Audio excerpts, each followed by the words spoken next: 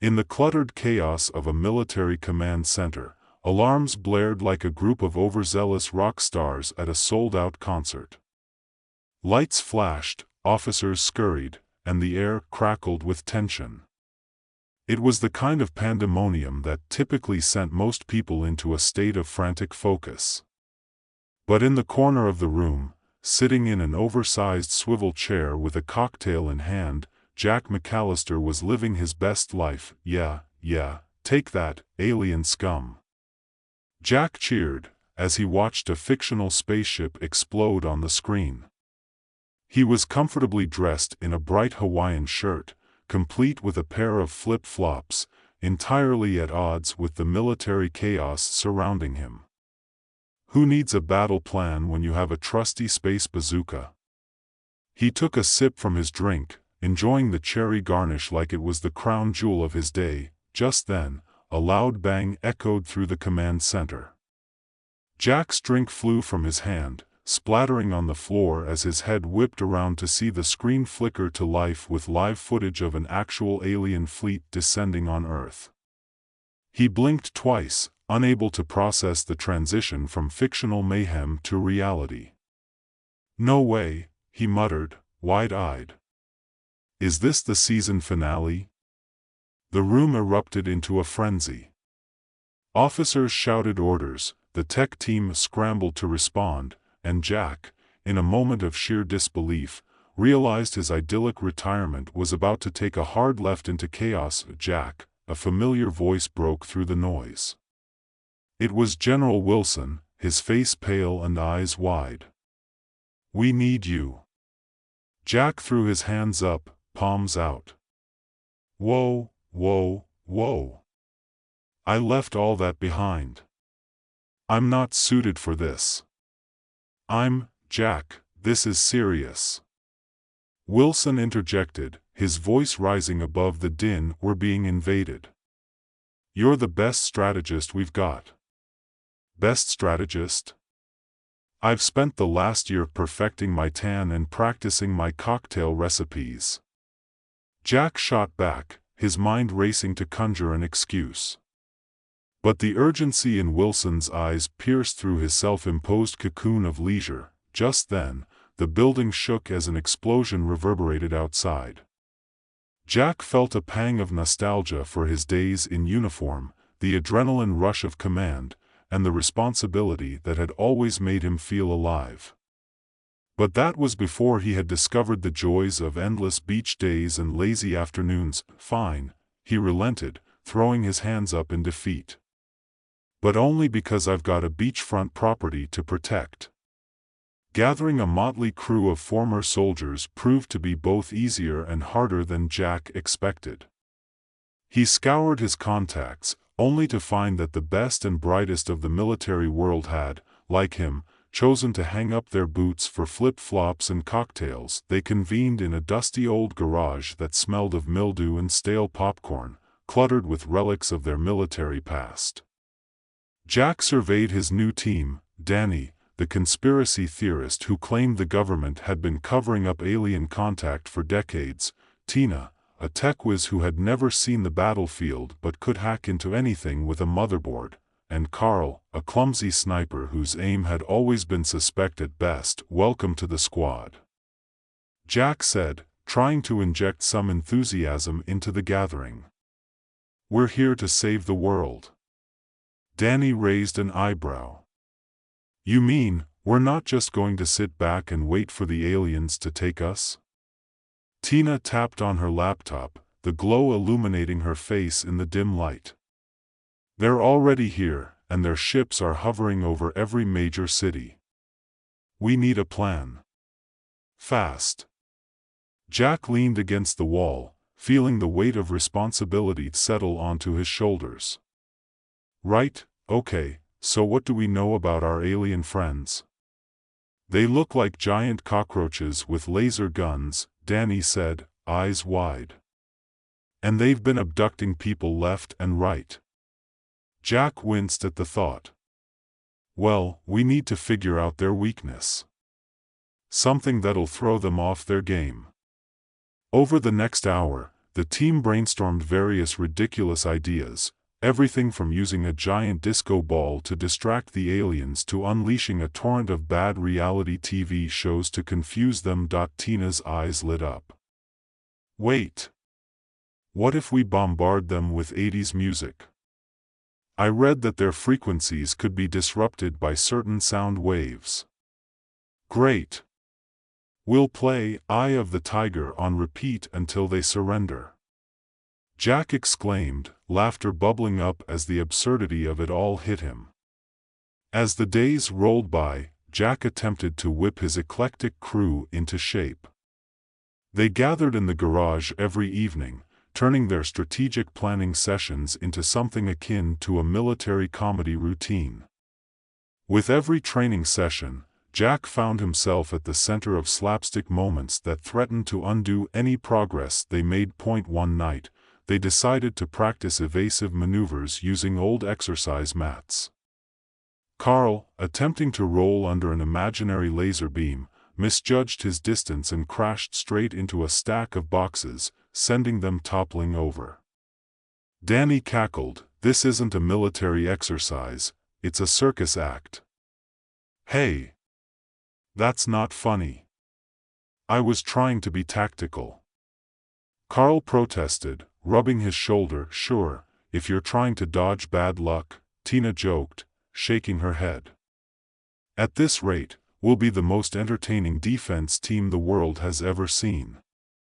After a week of hilarity and chaos, Jack felt a bond forming between them.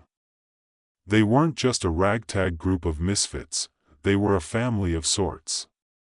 And as they settled into their roles, the real challenge loomed, the imminent confrontation with the alien fleet. The day of the attack arrived, and Jack stood before his team, trying to instill some semblance of confidence in them. "All right, everyone. Time to put our plan into action. Remember, we need to distract them with 80s music while we find a way to sabotage their mothership." "Are you sure this will work?" Danny asked, nervously adjusting his tinfoil hat.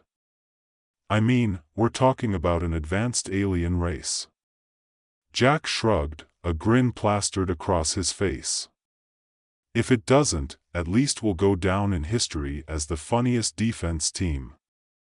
With that, they piled into an old military truck, armed with boom boxes and a playlist that would make any nostalgic heart swell. As they drove toward the alien mothership, Jack could see the ominous silhouette looming in the sky. His stomach churned, but he pushed through the fear, fueled by adrenaline and the camaraderie of his team. Arriving at their target, they parked just out of sight and prepared their makeshift sound system. "All right, ready, team?" Jack called out, his voice shaky with excitement. "Ready," they shouted in unison, though some of them didn't sound particularly confident. As they hit play, Eye of the Tiger blasted into the air, echoing against the metal hull of the mothership. The aliens, perplexed, paused mid-flight, their head-tails twitching in confusion. Jack watched as some of them began to bob their heads, seemingly unable to resist the infectious rhythm. "Look! They're dancing!"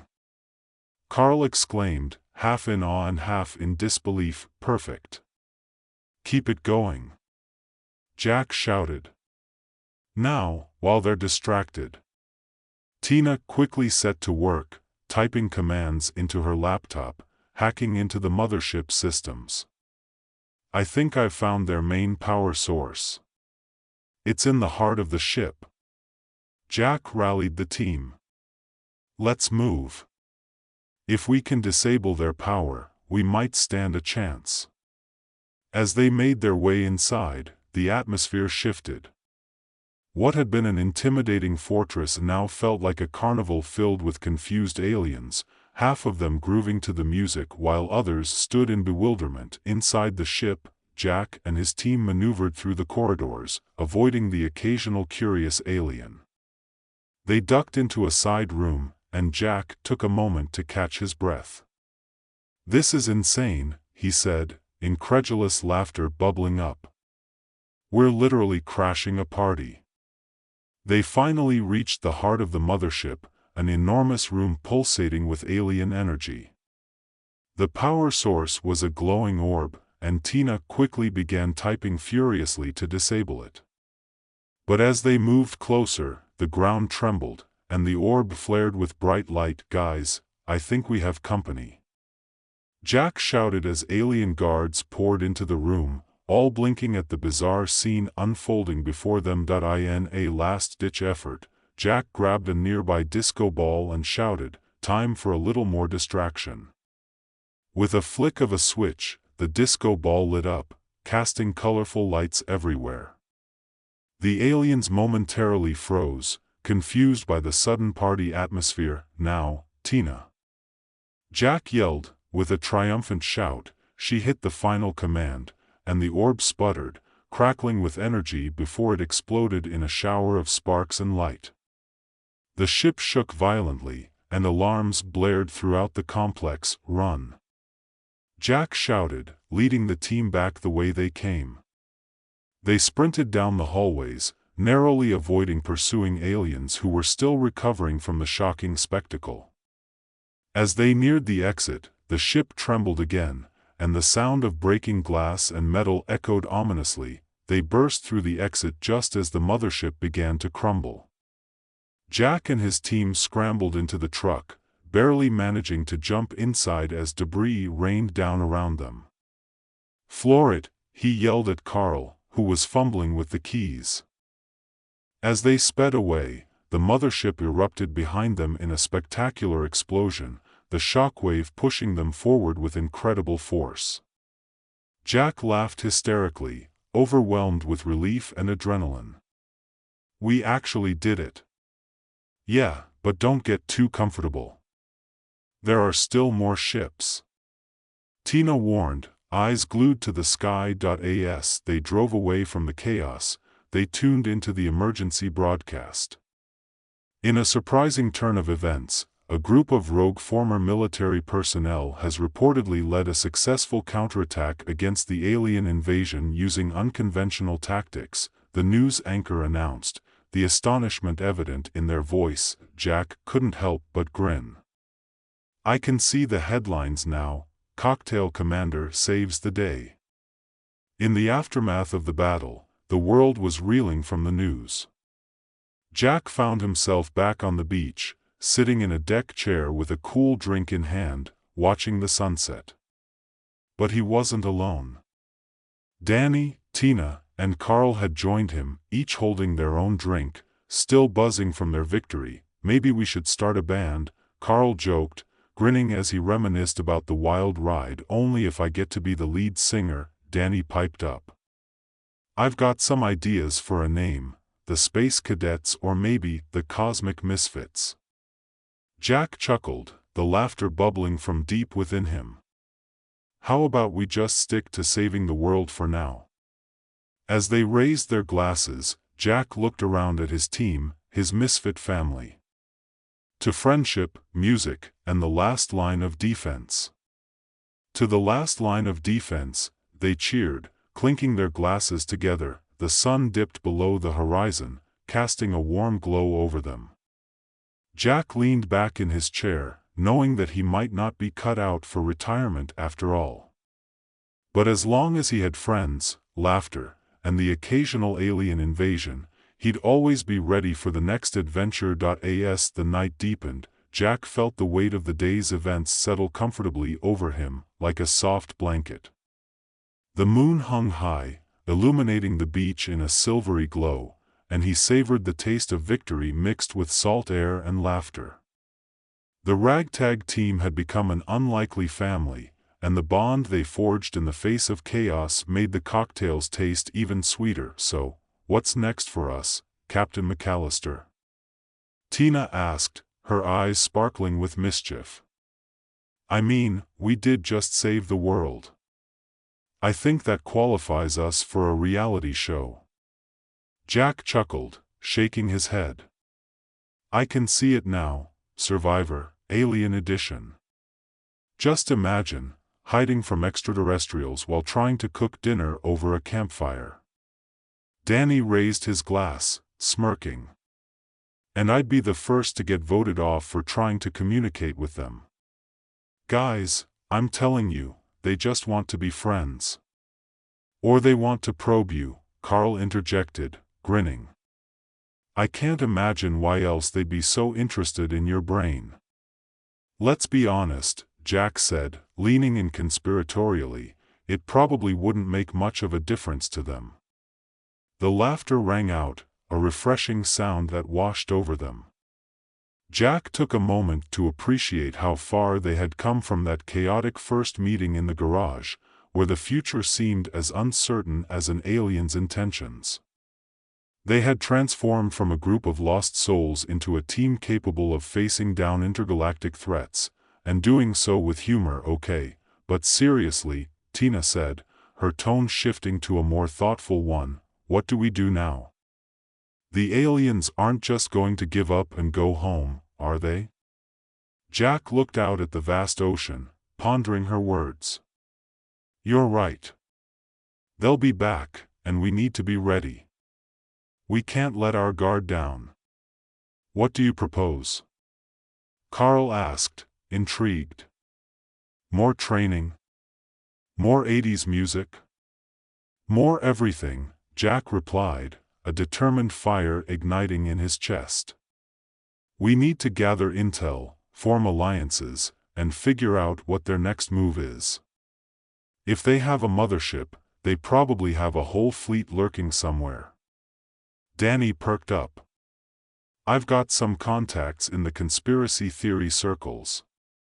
They might have information on sightings and other potential threats. Good thinking. Jack encouraged. Let's leverage whatever resources we have. If we can uncover their plans, we can get ahead of them. The team shared determined nods, and the night turned into a strategy session under the stars, their laughter punctuated by serious discussion.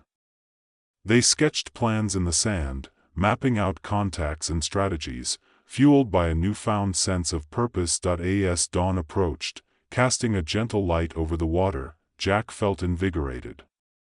They had faced the alien threat, and while the battle was won, the war was far from over. He could sense that their adventure was only beginning. Days turned into weeks as they prepared for whatever the aliens might throw at them next. Jack threw himself into the mission, organizing training sessions that were as chaotic as they were productive.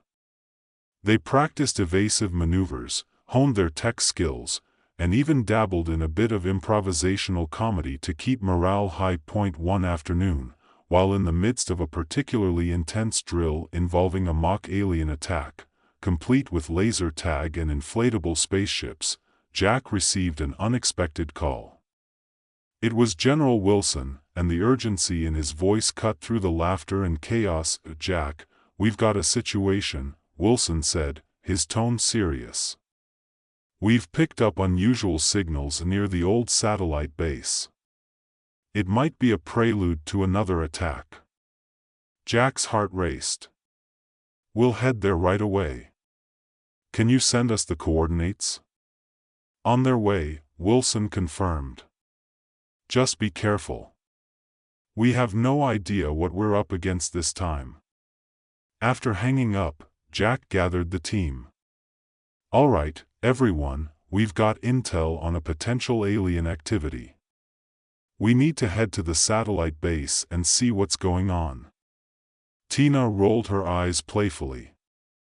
Another trip into danger? You know, we could just start selling t-shirts that say, I survived an alien invasion.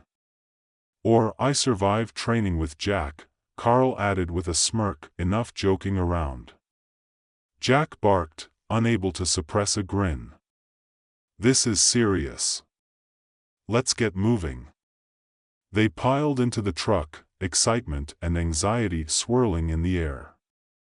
As they drove toward the satellite base, the landscape shifted from familiar beaches to the stark, eerie expanse of the old facility.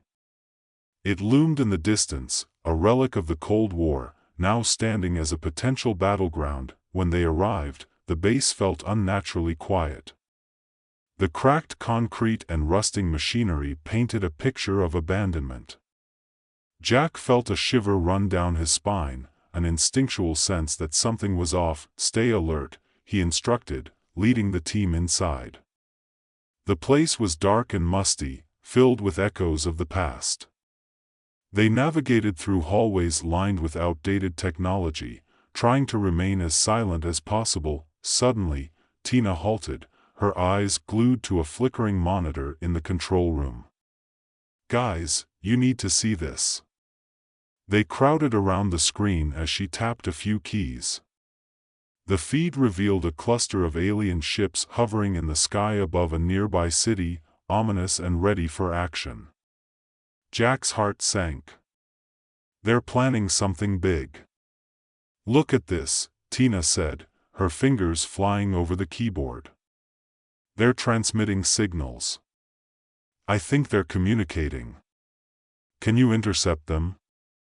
Danny asked, his voice filled with excitement. "Let me try," Tina replied, her concentration intense. With a few more keystrokes, she managed to decode some of the signals.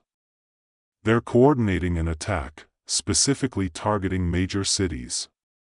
Jack's mind raced. "We need to warn the general and the authorities. If they're planning an invasion, we can't let it happen." Just then, the ground shook, and alarms blared throughout the base. Jack cursed under his breath. "They've found us.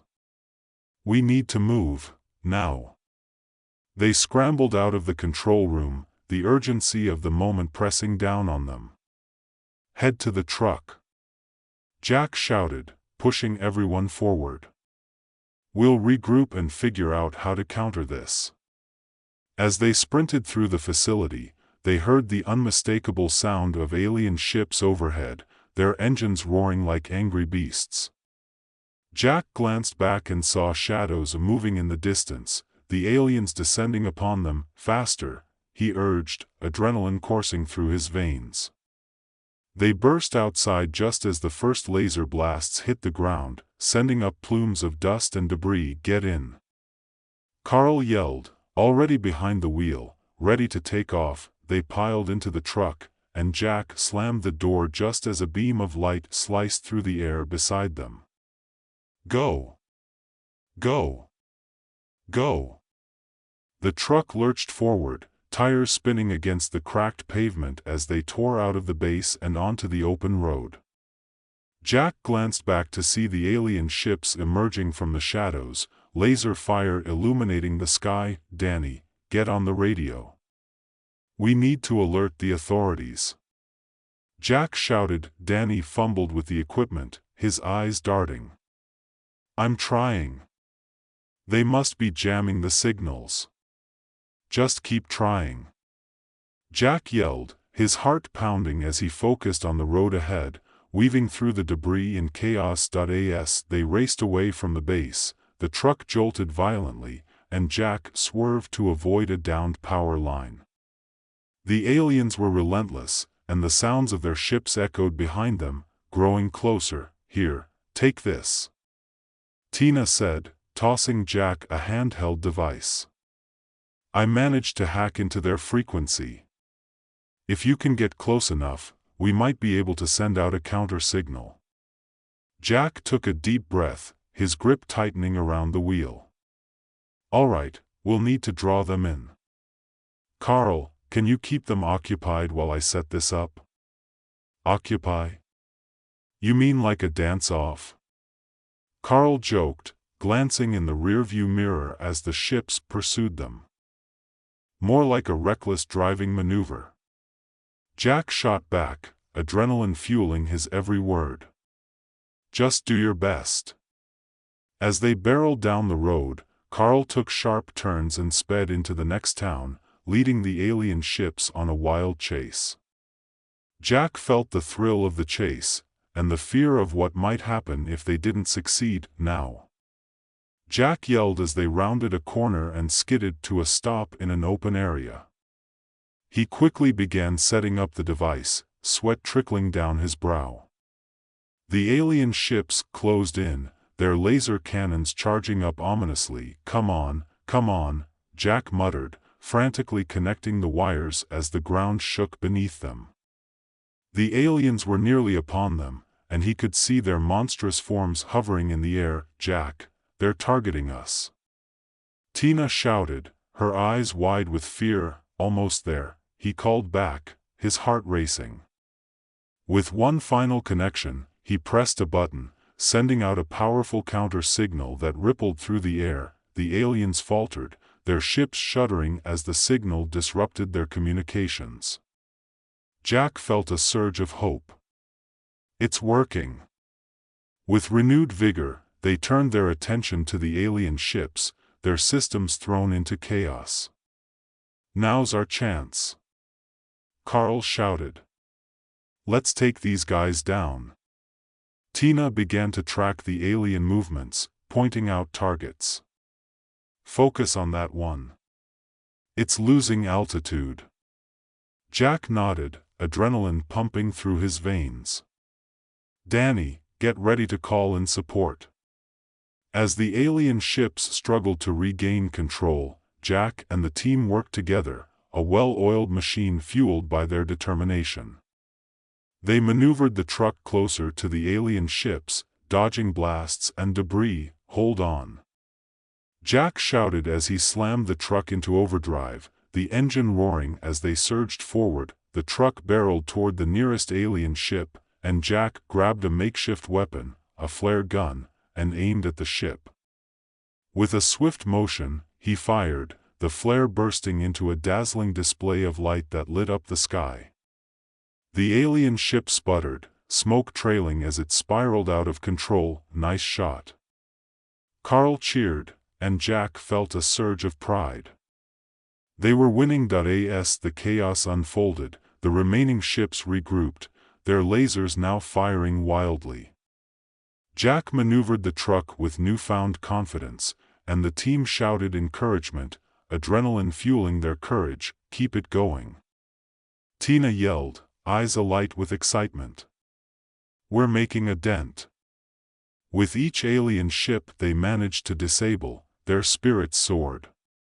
Jack couldn't believe how far they had come, from the chaos of their first meeting to standing on the brink of another victory. Just then, a massive alien ship appeared overhead, larger than the others, and Jack's heart sank. "What the heck is that? Maybe their mothership?" Danny suggested, his voice tinged with awe. "It looks like they've called for reinforcements," Jack said, grit filling his voice. "We need to act fast." "Right," Tina said, typing furiously on her laptop. "If we can disrupt its power source, we might turn the tide." Jack felt the determination surge within him. "Then let's take that thing down." With a fierce battle cry, they charged toward the massive ship, dodging blasts and debris. Jack's hands gripped the wheel tightly as they raced forward, their eyes set on their target. Tina pointed toward a glowing panel on the ship's underside. "There. That's their power source. Hold on tight," Jack shouted, swerving to position the truck just right. As they closed in, the ship's lasers lit up the sky, but Jack maneuvered with precision, keeping them on course. "Now!" Tina yelled, and Jack launched another flare, aimed directly at the glowing panel. The flare hit with a blinding flash, the energy rippling across the ship. It shuddered violently, alarms blaring as it began to spiral out of control. Jack felt the rush of triumph surge through him. They had done it. The massive ship plummeted, crashing into the ground with a thunderous explosion. The shockwave reverberated through the air, and the team hooped and cheered, adrenaline pumping through their veins. "We did it. We actually did it." Danny shouted, disbelief mixed with exhilaration. Jack let out a laugh, his heart racing as they watched the chaos unfold. The remaining alien ships, now disoriented and vulnerable, began to retreat, their forms shrinking against the horizon. "Looks like they're heading home," Tina said, a satisfied smile on her face. "Good riddance," Carl added, pumping his fist in the air. "I never want to see another alien again." As the dust settled, the reality of their victory washed over them. They had faced down the alien threat together, a group of misfits turned heroes. Jack turned to his team, pride swelling in his chest. "We did this together." They shared a moment of quiet reflection, looking out over the chaos that had unfolded. The alien threat had been pushed back, but they knew that the fight was far from over. They would need to remain vigilant, always prepared for the next challenge. "All right, team," Jack said, breaking the silence. "Let's regroup and figure out our next steps. We've got a world to protect, and I have a feeling this isn't the last we'll see of those guys." With renewed purpose, they climbed back into the truck, ready to face whatever came next. The camaraderie they had built and the laughter they shared would carry them through, and together, they would always be the last line of defense. As the sun dipped below the horizon, painting the sky in hues of orange and purple, Jack felt a sense of hope rising within him. They had turned the tide against an alien invasion and forged bonds that would last a lifetime. No matter what challenges lay ahead, he knew they would face them head-on, armed with courage, creativity, and a hearty dose of humor. And so, the adventures of Jack McAllister and his motley crew continued, ready to embrace whatever the universe threw their way, with laughter as their strongest weapon and friendship as their greatest shield.